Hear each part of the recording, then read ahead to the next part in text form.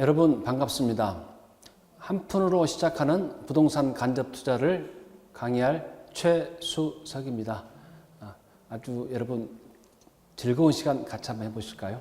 자, 그러면 한 푼으로 시작하는 부동산 간접 투자, 부동산 직접 투자의 징검다리, 아주 멋있는 말이죠.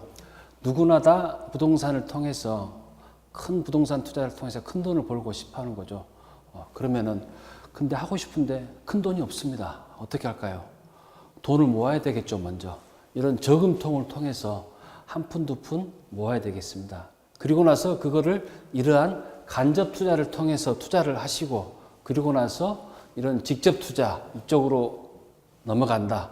이런 그림을 표현한 겁니다. 그리고 이 부동산 간접 투자를 강의할 저는 누군가? 저는 헬로 펀딩이라는 P2P 대출형 크라우드 펀딩 회사 P2P 금융사에 근무하는 펀딩 디자이너 최수석입니다. 그러면은 부동산이 뭘까요? 부동산. 어떤 사람은 삼행시로 절하니까 부지런하고 동작 빠른 사람이 올라가는 산이 부동산이다. 뭐 이렇게를 얘기합니다. 근데 우리가 보통 보면은 사자라는 직업 있죠. 의사, 변호사, 판사, 검사 등 이런 사자라는 직업보다 많은 분들이 건물주, 조물주에 뭐 건물주라 그러지 않습니까? 이 건물주가 되는 것을 많이 원하는 그런 시대에 또 살고 있습니다. 세상이 많이 바뀌고 있는 거죠. 그러면 어떻게 하면 우리가 부동산을 통해서 이렇게 부를 만들어 볼 것인가? 거기에 대해서 같이 한번 이 직접 투자를 가기 위한 징검다리 형태로서 간접 투자를 반드시 해야 되고요. 그런데 큰 돈이 있어야 되는데 부동산 직접 투자를 하려면은 그야말로 몇 천에서 억 단위 돈이 필요합니다. 억억 소리 나는 거죠. 근데 누구나 다 그렇게 할 수는 없습니다. 그래서 처음에 한 푼, 두 푼 모아서 그 돈을 가지고 간접 투자를 통해서 돈을 만드시고 그거를 가지고 직접 투자로 넘어간다. 이렇게 보시면 되겠습니다. 그래서 직접 투자로 넘어가는 그 지름길, 성공 방법, 비법을 12번의 강의에 걸쳐서 여러분들께 전부 다 모든 것을 다 오픈해 드리도록 하겠습니다. 그럼 여기 서 있는 저는 누군가 잠깐 한번 소개를 한번 해볼까요?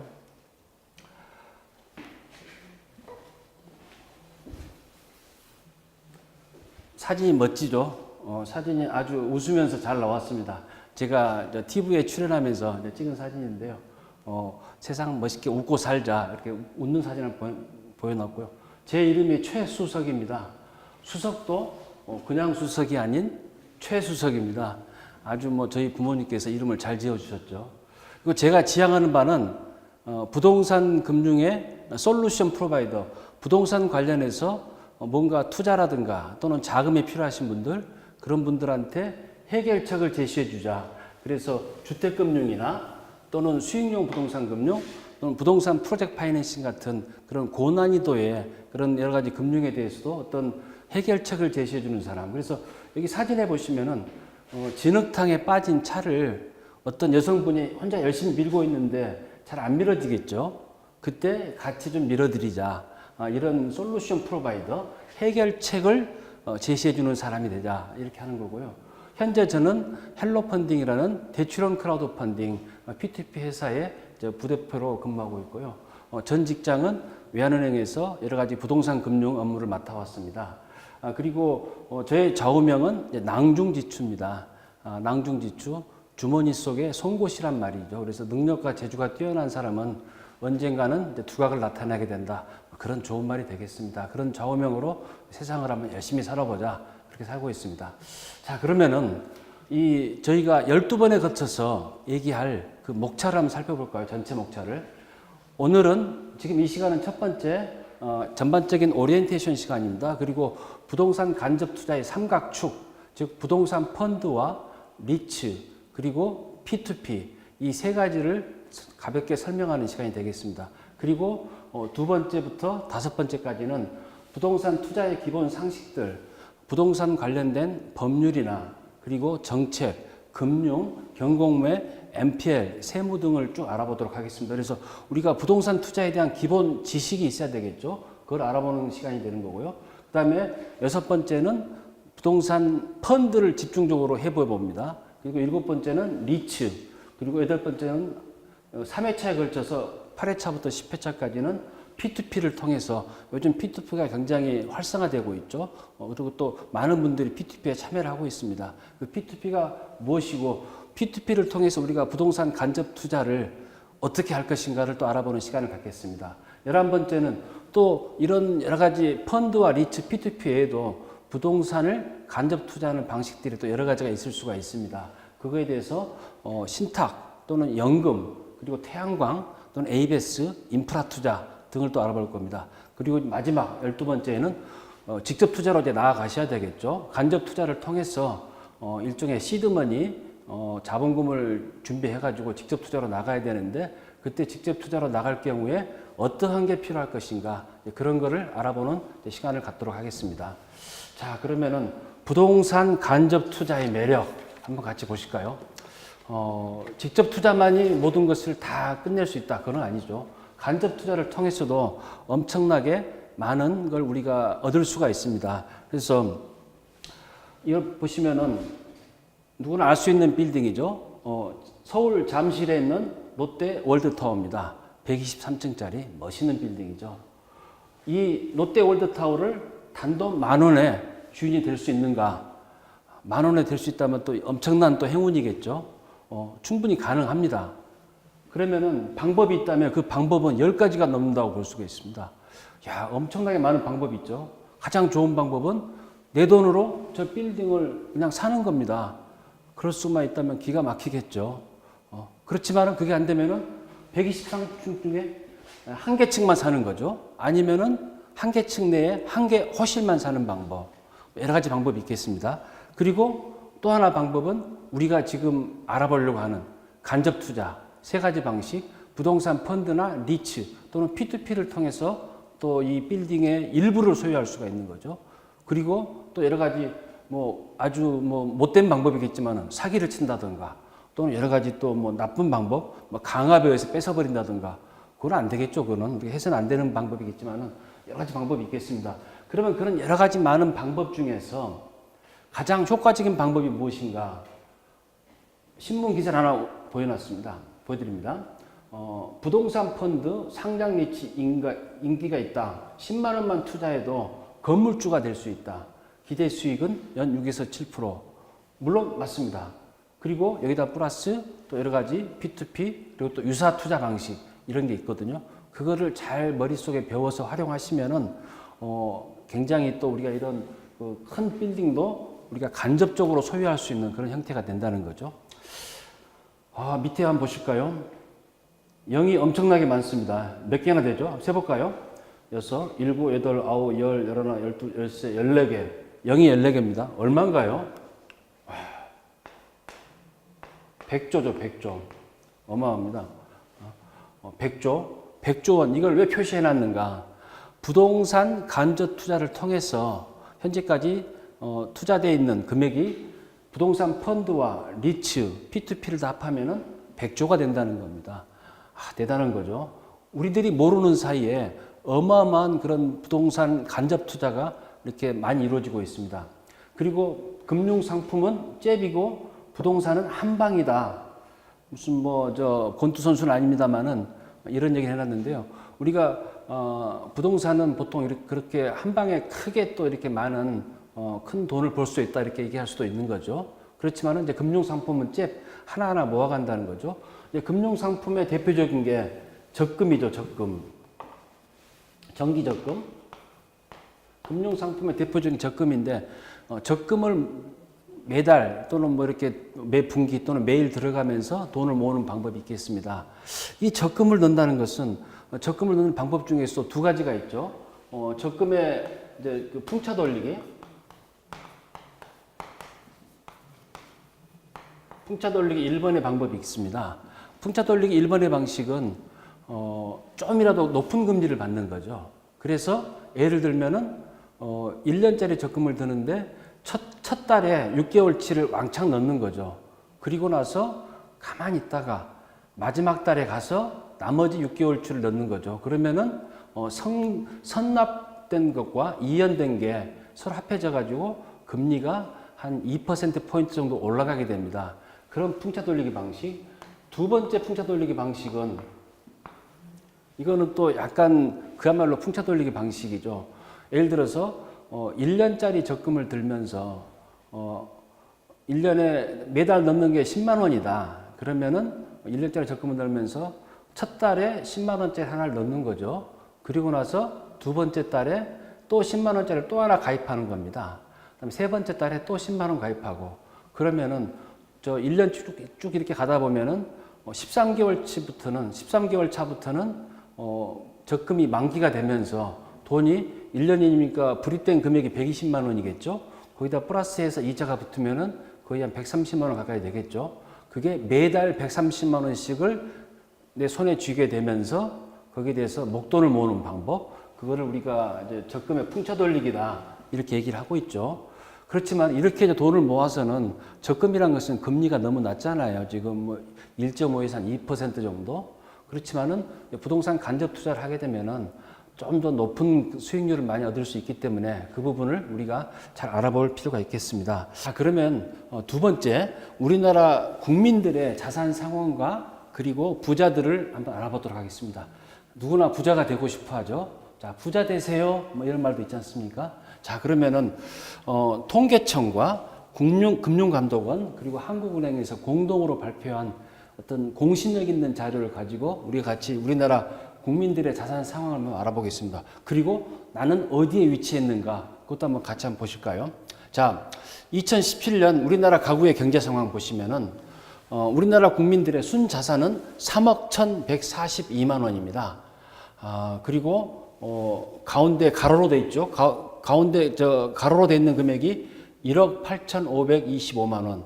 즉 이거는 중간값입니다. 아주 돈이 많은 사람도 있고 적은 사람도 있기 때문에 평균은 3억 1,000이지만은 이거를 가운데 있는 사람 기준으로 봤을 때는 1억 8천이라는 거죠. 그래서 내가 설마 지금 뭐 내 자산이 3억이 안 된다. 또 별로 그렇게 걱정하지 마시고요. 좀 키워나가면 되는 거죠. 그러면 이거를 자산에서 부채를 뺀 게 순자산이지 않습니까? 자산을 볼까요? 자산은 3억 8천만 원, 부채는 7천만 원입니다. 그러면은 자산에서 부채를 뺀 순자산이 3억 1천이라는 얘기죠. 그러면 자산의 구성을 보시면은 금융자산과 실물자산으로 이제 구성이 되어 있죠. 금융자산이 9,784만 원, 실물자산이 2억 8,380만 원. 프로테이지로 따지면, 퍼센테이지로 따지면은 금융자산이 5.6%, 그리고 실물자산이 74.6%, 한 4분의 3을 차지하고 있습니다. 실물자산의 비중이 굉장히 높다는 거죠. 그러면은 우리나라만 이렇게 실물자산이 높은가? 다른 나라들하고는 비교를 해보실까요? 금융자산, 그리고 실물자산,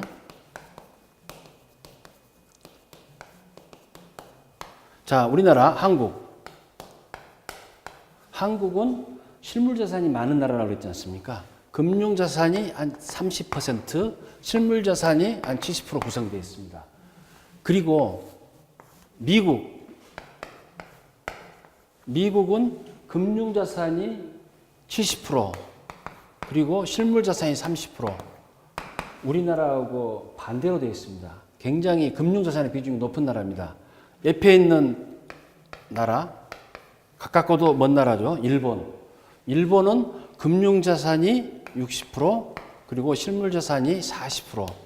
즉 우리나라가 유독 이렇게 실물자산의 비중이 높은 나라입니다. 그러다 보니까 많은 국민들이 실물자산의 대부분을 차지하고 있는 부동산, 그쪽에 관심을 가지고 있고, 그리고 그 가격의 등락에 대해서 매우 민감하게 반응을 한다, 이렇게 볼 수가 있겠습니다.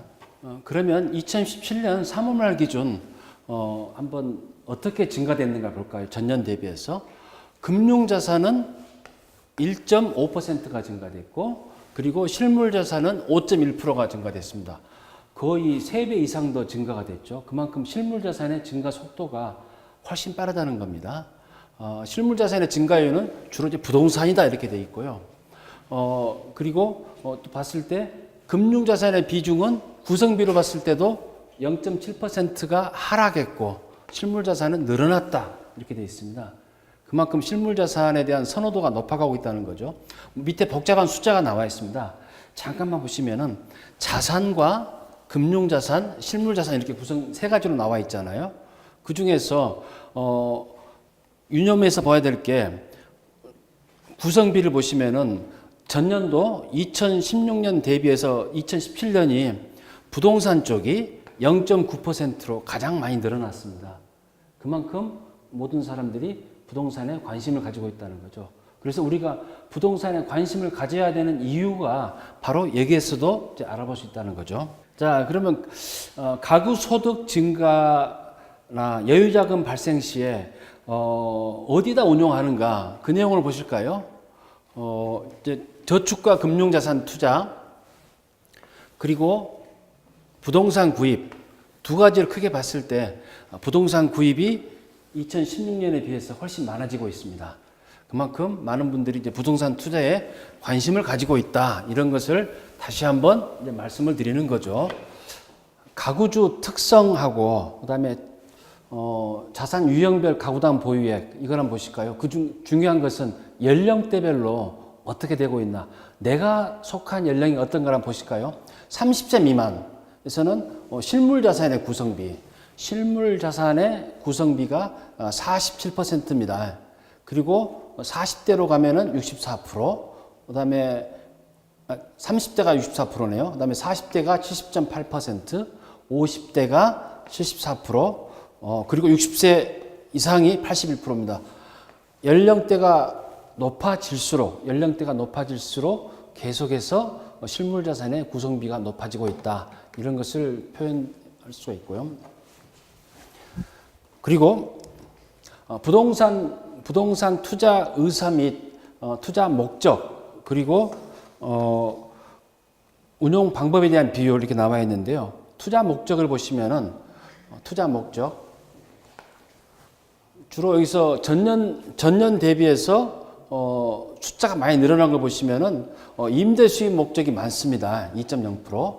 그다음에 선호하는 운용 방법은 주로 이제 비주거용 건물 쪽에 1.4%로 높게 나와 있습니다. 이런 걸 또 우리가 참고할 수가 있겠죠. 자, 그러면 이제 부자를 한번 알아보겠습니다. 부자. 누구나 되고 싶어하는 부자. 부자에 관해서 우리나라에서 나온 통계치가 있습니다. 부자는 누구를 말하는가? 부자는 금융자산이 10억 이상 되는 사람을 우리가 보통 부자라 이렇게 KB금융지주연구소라고 KB국민은행에서 만든 연구소에서 그렇게 이제 표현을 해놨습니다. 참고해 주시고요. 거기도 금융자산이 10억이니까 다른 금융자산을 제외한 다른 실물자산들 그것까지 합하게 되면은 거의 뭐 한 30억 이상이 돼야 되겠죠. 그리고 또 부자들은 특히나 부동산 쪽이 부동산을 많이 가지고 있다 보니까 제가 생각하는 부자의 기준은 전체적으로 실물자산과 금융자산을 합해서 거의 한 50억 정도는 이상이 돼야 되지 부자가 되지 않느냐 부자라고 얘기할 수 있겠다 이런 생각이 드네요.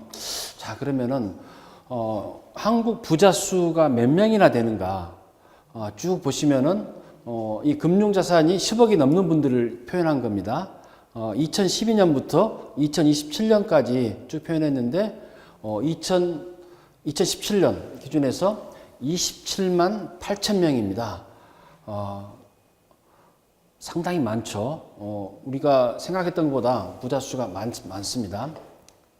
그러면 지역별로 볼까요? 지역별로 봤을 때는 아무래도 서울이 가장 많겠죠. 서울 쪽이 12만 7천 명, 그리고 경기도가 5만 9천 명, 그리고 부산이 18,500명, 뭐 이런 식으로 구성이 되어 있습니다. 서울이 전체의 한 반 정도를 차지한다, 이렇게 보시면 되겠네요. 그러면 부자들의 총 자산 구성비, 부자들은 가지고 있는 자산이 금융자산과 실물자산으로 나눴을 때 어떻게 되는가? KB금융지주연구소에서 파악한 바로는 부동산 자산이 53%, 그리고 금융자산이 42%뭐 이렇게 구성이 됐다고 보는 거죠. 그리고 이 빨간 게 부동산 자산인데 부동산 자산이 계속 증가하고 있다. 연도별로 봤을 때. 그리고 금융자산은 조금 줄어들고 있다. 구성비가. 이렇게 볼 수가 있겠습니다. 그리고 지역별로 봤을 때 부동산 자산은 서울 쪽이 이렇게 올라가고 있다는 겁니다. 서울 쪽이 많아지고 있고, 경기 인천도 많아지는데 지방은 좀 더 줄어들고 있다 이렇게 나타나고 있고요. 그러면은 최근에 이제 물가 상승률하고 은행 예금 금리하고 봤을 때 어떤 상황인가? 우리가 예금을 한다는 것은 그 예금자 보호법에 따라서 이제 5천만 원까지 거의 어떻게 보면은 나라에서 보호해주는 안심하고 원금과 이자를 찾을 수 있는 거잖아요. 그 대신에 금리는 좀 낮습니다. 아쉽죠. 그런데 문제는 물가 상승률, 내가 받는 예금 금리보다 물가 상승률이 더 높아버리면은 내 돈이 계속 가치가 줄어든다는 거죠.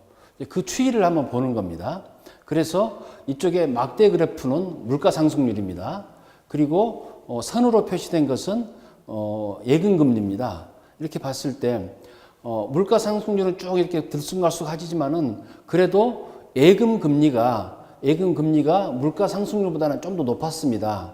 그런데 2016년 봤을 때 예금 금리는 1.4%, 물가 상승률은 1.9%, 오히려 역전이 된 거죠. 즉 내가 가만히 있어도 내 자산의 가치가 떨어지고 있다는 겁니다. 이걸 이제 보여주는 거죠. 그리고 이제 2010년부터 2015년까지 자산별 총 수익률이 얼마나 되는가 그걸 본 거죠. 여기서 밑에 표시에 있는 것은 배당 수익률입니다. 그리고 위에 있는 것은 매각 수익률이죠. 부동산을 오피스와 빌라, 아파트, 그다음에 퇴직연금, 은행여금, 채권, 주식으로 이렇게 전부 다 비교를 해본 겁니다. 전부 다 투자 대상별로 봤을 때 오피스 빌딩의 배당 수익률이 6.2%, 그리고 매각 수익률이 5.6%, 즉 일종의 캐피탈 게인이죠.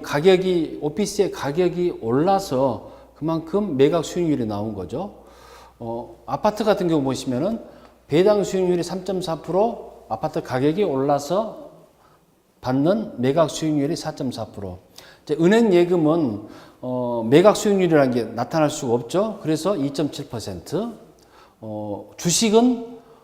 주식은 이쪽에 배당 수익률이 1.4%, 주식은 배당이 있을 수 있죠. 그리고 나중에 가격이 올랐을 때 파는 거, 그게 1.0%.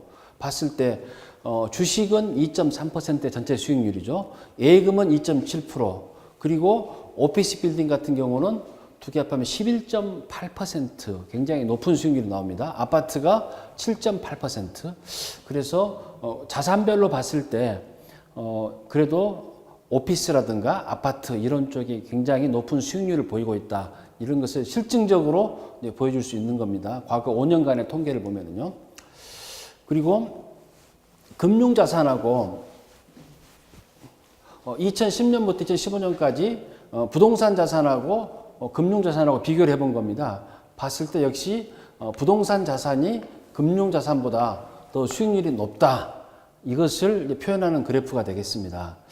그래서 보면은 이게 생각만큼 우리가 많은 사람들이 왜 부동산에 집중하는가, 그 이유를 이렇게 실증적으로 여러 가지 통계치를 가지고 알아볼 수 있다는 거죠.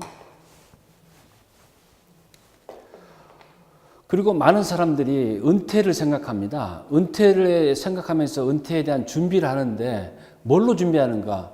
그걸 또 표현해 봤는데 부동산과 예적금, 그다음에 또 사적인 연금들, 사적인 연금은 주로 이제 개인연금이 되겠죠. 그리고 공적인 연금은 국민연금이나 공무원연금, 군인연금이 될 겁니다. 퇴직금 등이 있을 거고요. 봤을 때 여기서 이 까만색 같은 경우는 부자들이고, 그다음에 이쪽에 흐릿한 것은 일반인들입니다. 부자들은 부동산에 대해서 은퇴 준비를 89% 한다는 것도 굉장히 높게 하는 거고요. 그다음에 일반인들은 공적인 연금, 국민연금이나 이쪽에 많이 또 오히려 더 높게 더 치중하고 있다는 겁니다. 그래서 보면은 역시 뭔가 돈 냄새를 잘 맡고 돈을 잘 버는 사람들은 부동산에 많은 관심을 가지고 투자를 하는구나, 이걸 보여준다는 거죠. 국민연금, 많은 사람들이 노후의 대비책으로 생각하는 국민연금 정말 좋은 제도입니다. 이 국민연금에서는 국민들로부터 받은 연금을 가지고 어디다 투자를 해야 되겠죠. 그래서 수익률을 굉장히 많이 내야 되는 건데 연금의 재정을 튼튼하게 가져가기 위해서 국민연금에서도 이제 부동산에 대해서 투자를 많이 하고 있습니다. 2008년도에는 4조 5천억만 투자를 하고 있었는데 2016년도에는 37.9조 원, 거의 38조 원, 그러니까 한 34조 원 가까이가 더 많이 투자를 하고 있다는 거죠. 그만큼 부동산 비중을 많이 하고 있다는 거죠. 우리나라 최고의 투자 기관인 국민연금에서도 이렇게 이제 부동산 투자를 많이 해주고 있다. 이걸 보여주는 겁니다. 자, 그러면 이제 본격적으로 이제 부동산 직접 투자와 간접 투자를 한번 비교해 보실까요? 간접 투자, 이렇게 간단히 얘기하면 간투, 직접 투자는 직투 이렇게 또 얘기할 수가 있겠습니다. 여기서는 굉장히 이제 다양한 형태로 비교를 해봤는데 아주 중요한 내용이죠. 부동산 직접 투자, 그리고 부동산 간접 투자. 먼저 투자를 하려면 돈이 있어야 되죠. 그 돈에 있어서 자본 준비, 부동산 직접 투자는 대규모의 자금이 필요하죠. 그렇지만 간접 투자는 푼돈으로 할 수 있습니다. 1,000원, 만원, 10만원, 100만원 할 수 있는 거죠. 물론 100만원은 푼돈이 아닙니다만은 어떤 투자라는 개념에서요. 그 다음에 투자 기간, 직접 투자는 장기간, 상당한 기간, 최소 1년, 뭐 한 5년 가야 되는 거죠. 그렇지만 간접 투자는 뭐 한 달짜리도 있고, 뭐 6개월, 1년 이렇게 있겠죠. 그리고 황금성, 내가 투자한 돈을 빠르게 회수할 수 있나? 직접 투자는 황금성이 부족하거죠. 내가 투자한, 예를 들어서 오피스텔에 투자했다. 그러면 오피스텔을 팔아야 돈이 들어오는 거지 않습니까? 황금성이 부족하지만 간접 투자는 원활하다는 거죠. 그 다음에 매매 차익. 팔았을 때 우리가 보통 영어로 이제 캐피탈 게인이라는 용어를 쓰는데 매매 차익이나 차손이 발생될 가능성. 부동산 직접 투자는 잘 되면 큰 돈을 법니다. 주변에서 부동산 뭐 아파트 사가지고 몇 억 남았나 이런 얘기도 듣기도 하잖아요. 대박이 나기도 하고 아니면은 뭐 잘못 투자해가지고 예를 들어서 상가를 샀는데 상가가 잘 안 돼가지고 쪽박을 찼다 뭐 이런 얘기도 하지 않습니까? 대박 아니면 쪽박. 그렇지만은 부동산 간접 투자는 최악의 경우에도 부동산 자체는 존재할 수 있다는 거죠. 그만큼 안정성이 훨씬 높다고 볼 수 있는 거고요. 그다음에 운영 수익률, 인컴 게인이라고 할 수 있는데요. 이 부동산 직접 투자는 보통 운영 수익률이 5% 정도 수준입니다. 또 잘 나온 게 5%라는 얘기입니다. 요즘 서울 강남의 부동산 수익률은 거의 1%에서 2%밖에 안 됩니다. 그렇지만은 희소 가치가 높기 때문에 부동산의 가격은 높게 형성이 되어 있는 거죠. 그렇지만 간접 투자는 적으면 5%, 많으면 15% 수준까지 가기도 합니다. 훨씬 높다는 거죠. 그다음에 관리 문제. 이 관리 문제가 골치 아픕니다. 직접 투자는. 직접적인 관리가 필요하고, 그 다음에 또 그 임대인이 있었는데, 임차인이 있었는데 임차인이 나가버렸다. 또 새로운 임차인을 또 넣어줘야 하잖아요. 뭐 등등 골치 아픈 문제가 많다는 거죠. 하지만 간접 투자는 관리가 필요 없는 거고요. 세금 문제. 직접 투자 잘했을 때 아주 기분은 좋은데 또 양도세를 많이 내야 됩니다. 또 취득할 때 취득세를 내야 되는 거죠. 보유할 때 보유세, 자산세를 내야 되는 거죠. 그렇지만은 간접 투자는 세금에 문제가 없는 거, 소득에 따른 이자 소득세 그것만 내면 되는 거죠. 또는 배당 소득세로. 그리고 투자 분석, 전문성 때 직접 투자는 굉장히 잘해야 됩니다. 그야말로 부동산의 전문가가 돼야 되는 거죠. 그렇지만은 간접 투자는 믿을 수 있는 회사, 전문가한테 위임을 하는 거기 때문에 그 내용만 잘 선택하면 된다는 거죠. 그다음에 자부심적인 측면에서는 직접 투자가 항상 높은 거죠. 내가 예를 들어서 강남에 아파트를 가지고 있어. 아니, 나 무슨 건물 하나 5층짜리 건물을 가지고 있어. 이런 자부심은 높습니다. 간접 투자는 그만큼 못하는 거죠. 상속이나 증여 관련해서는 유용한 수단이 됩니다. 단 세금 쪽에서 신경을 써야 되겠죠. 부동산 간접 투자는 금융자산으로 상속이나 증여를 시켜줄 수가 있습니다. 그래서 이 직접 투자와 간접 투자는 굉장히 다양하게 이렇게 서로 나눠볼 수가 있겠습니다. 근데 직접 투자가 좋긴 좋은데 일단 큰 돈이 들어가잖아요. 신경 쓸 게 많고 100억대 건물을 보유한 건물주의 고민이라고 어떤 그런 자료가 하나 있었습니다. 소개해드리면은 먼저 가장 큰 고민이 임대료 연체, 임차인이 월세를 잘 내야 되는데 안 낸다는 얘기죠. 그 머리 아프다는 겁니다. 그 다음에 공실, 비어 있다는 거죠. 비어 있는 부동산 아무 의미가 없는 거죠. 그다음에 수익률을 좀 인상시키고 싶다, 낮다는 거죠. 그다음에 또 입점 업종을 좀 변경시켜야 된다. 고정 지출비를 좀 줄여야 되겠다. 뭐 이런 여러 가지 고민이 많다는 거죠. 그만큼 직접 투자는 자부심은 높지만은 생각보다 굉장히 머리가 아픈 겁니다. 그래서 주변에서 많은 분들이 직접 투자에 대해서 고민이 많은 거죠. 그래서 직접 투자, 간접 투자를 따져본 건데 신문 기사를 한번 보겠습니다. 간접 투자가 더 유리하다. 그래서 1년 내에 더 대중화될 것이다. 이런 얘기가 있고요. 그다음에 아파트도 이제 간접 투자 시대가 됐다. 이런 기사가 있습니다. 임대주택 리츠가 나오면서. 그다음에 새 먹거리로서 대체 투자를 늘리고 있는 운용사들이 많다. 여기서 운용사란 것은 자산운용사를 얘기하는 거죠. 그러면 대체 투자는 무엇인가? 대체 투자는 대안투자 등으로 얘기를 많이 하는데요. 주로 이제 부동산, 그러니까 주식이나 채권이 아닌 부동산 또는 여러 가지 항공기, 선박, 뭐 또 이런 태양광 또는 여러 가지 다른 그 간접 투자 방식을 하는 이런 대체 투자를 우리가 이제 대안 투자 방식을 대체 투자 이렇게 얘기를 하는 겁니다. 그러면 이제 부동산 간접 투자의 삼각축을 볼까요? 그럼 간접 투자를 지금까지 간접 투자가 아주 필요하고 직접 투자로 나아가기 위한 어떤 하나의 중간 단계다 이렇게 얘기를 했었는데 어떤 게 있겠는가? 세 가지입니다. 삼각축이 부동산 펀드와 리츠 그리고 부동산 P2P 투자 이 세 가지가 있습니다. 이 세 가지만을 잘 알아놓으면은 그야말로 부동산에 대해서 기본을 지식을 알면서 그다음에 또 투자에 대한 방법 그리고 절대 잃지 않는 투자 이런 걸 해볼 수 있다는 거죠. 그 내용을 계속 앞으로 저희들이 알아보는 겁니다. 그리고 유사 부동산 간접 투자 방식이 있는데요. 유사 부동산 간접 투자 방식 여러 가지가 있습니다. 펀드, 리츠, P2P 외에도 신탁을 통한 방법, 그다음에 연금을 통한 방법, 주택연금이나 농지연금, 또 태양광을 투자하는 방법, MBS, ABS, ABCP, ABSTB 또는 경매, 공매, MPL 또는 인프라 투자 굉장히 다양한 방법이 있는데 그 부분도 저희가 같이 이제 알아보도록 하겠습니다. 자, 그러면은 오늘 첫 번째 강의는 이걸로 마치면서 한번 또 재밌는 거 알아볼까요? 짧지만 되새길 만한 인생 명언이라고 있습니다. 이길 수는 없지만 견딜 수 있는 게 뭘까요? 세월이죠, 세월. 피할 수는 없지만 맞설 수는 있는 거, 운명. 그리고 안 먹을 수는 없지만 잘 먹을 수는 있는 거, 나이. 친절하게 앞에 하나씩 써놨습니다. 가질 수는 없지만 지켜줄 수는 있는 거, 뭘까요? 사랑이겠죠. 그 다음에 잊을 수는 없지만 지울 수는 있는 거, 슬픔. 그리고 막을 수는 없지만 닦을 수는 있는 거, 나오는 눈물이 되겠죠. 그리고 날아오를 수는 없지만 날아 올릴 수는 있는 거, 이거는 꿈입니다. 꿈 한 글자. 그리고 어둠을 뿌리칠 수는 없지만 등불 하나 켤 수는 있는 거, 멋있는 말이네요. 희망.